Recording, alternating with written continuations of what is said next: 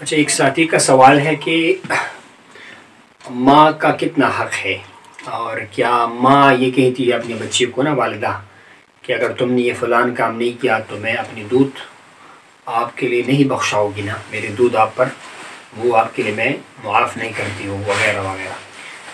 تو اس کے بارے میں کیا حکم ہے، شریعت کا کیا حکم ہے؟ اس کا جواب یہ ہے کہ والدہ جو ہے نا، ان کا بہت حق ہے انسان کے اوپر. ایک بیٹے پر، اولاد پر ماں کا جو حق ہے، حدیث مبارکہ میں ہے. ایک بندے نے سوال کیا، رسول اللہ سب سے زیادہ میری جو ہے وہ اچھے اخلاق کا، صحبت کا حقدار کون ہے، بڑی حقدار کون ہے میری یا رسول اللہ؟ آپ نے ارشاد فرمایا کہ تیرے والدہ، تیری ماں. اس نے کہا رسول اللہ پھر کون؟ پھر فرمایا کہ تیرے والدہ. اس کے بعد کون؟ پھر فرمایا کہ تیرے والدہ. پھر چوتھے بعد اس نے کہا رسول اللہ اس کے بعد کون حقدار ہے؟ پھر آپ نے کہا کہ تیرے والد، تیرے باپ. یہ ہے ماں کا، والدہ کا حق. اور والدہ جو ہے، حدیث مبارکہ میں جنت جو ہے وہ ماؤں کے قدموں کے نیچے ہے. حدیث کی سند میں کچھ بات ہے، لیکن یہ ہے کہ ماں کے بارے میں بہت سارے حدیث ہے. ایک بندے نے عرض کیا رسول اللہ کہ میں نے اپنی ماں کو حج کروایا اپنے کندھوں پہ سوار کر کے، یہ سارے مراحل طے کرائے، تو کیا میں نے اپنی والدہ کا حق پورا کیا، ادا کیا کہ نہیں کیا؟ حضور نے ارشاد فرمایا کہ تو نے اس ایک رات کا حق بھی ادا نہیں کیا جس رات تجھے تیرے والدہ نے جنا، اس کا حق بھی تو نے ادا نہیں کیا. اور ماں کے بارے میں تو بہت سارا روایات ہے. قرآن نے بار بار کہا کہ والدین کے ساتھ بھلائی کرو، احسان کرو، خیر کرو، یہاں تک کہ ان کے سامنے اف بھی مت کہو. وَلَا تَقُلْ لَهُمَا اُفٍّ وَلَا تَنْهَرْهُمَا، ان کو کبھی اف مت کہو، اس کو مت جھڑکو.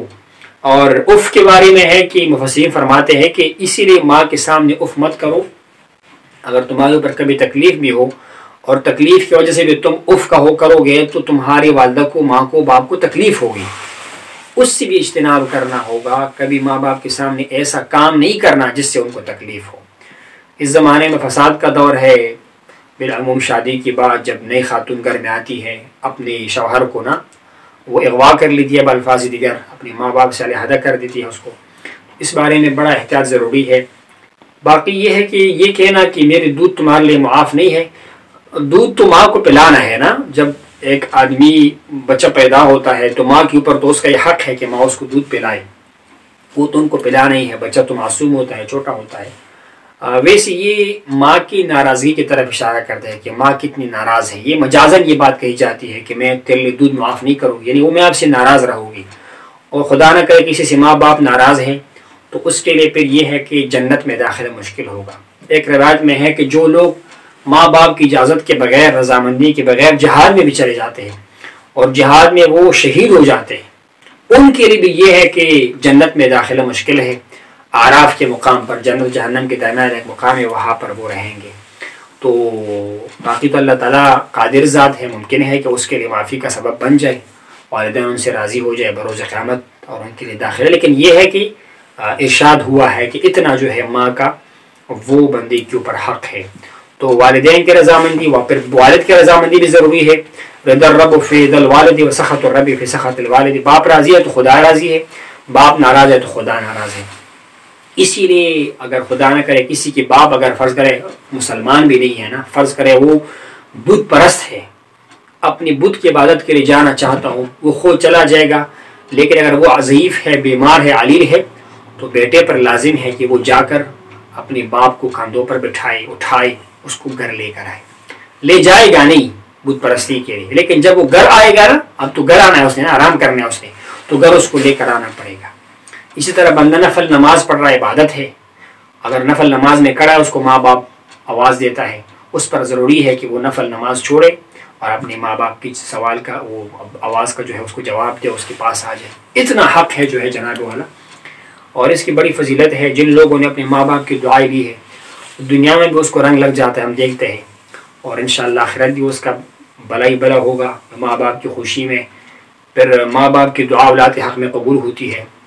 اور ایک روایت میں ہے کہ اگر ماں خدا نخواستہ بدکارہ بھی ہے نا، لیکن اولاد کے حق میں اس کی دعا اللہ تعالیٰ قبول فرماتا ہے، اس کی دعا قبول ہو جاتی ہے. تو یہ ان کا حق ہے. اسی لیے والدین کا، پھر بالخصوص والدہ کا، ماں کا بہت زیادہ حق ہے، جس کو اللہ چاہے. باعزی بستانی رحمہ اللہ بزرگ گزرا ہوا ہے، کسی نے پوچھا کہ آپ کے مقام کیوں نصیب ہوا؟ تو آپ نے فرمایا کہ میں نے والدہ کی دعائیں لی، والدہ کو میں نے بڑا خوش کیا. پھر آپ نے واقعہ بیان فرمایا کہ رات کا وقت تھا، وہ 2 دروازے ہوتے ہیں نا بند کرنے کے واسطے. والدہ نے کہا کہ بیٹا یہ ایک دروازہ بند کرو. وہ فرماتے ہیں کہ مجھے پریشانی ہوئی کہ یہ دائیں طرف والا دروازہ بند کرو یا بائیں طرف والا. تو میں کبھی اس کو بند کرنے کرتا تھا، پھر سوچتا تھا کہ پتہ ہو سکتا ہے والدہ نے دوسری دروازے کے بارے میں بتایا ہوا ہو. ادھر والدہ کی آنکھ لگ گئی، سو گئی. تو صبح تک میں اسے کشمکش میں رہا کہ پتہ نہیں یہ دروازے کا آرڈر ہوا اس دروازے کا آرڈر ہوا. اسی طرح ایک رات میں ہے کہ والدہ نے کچھ طلب کیا، میں لینے گیا، جب آیا تو والدہ سوئی ہوئی تھی. تو فرماتے ہیں کہ میں کھڑا رہا یہاں تک کہ والدہ کی آنکھ خود کھل گئی، مکمل نیند کرنے کے بعد، آرام کرنے کے بعد. ابھی تک تو کھڑا ہے بایزید؟ ہاں میں کھڑا ہوں.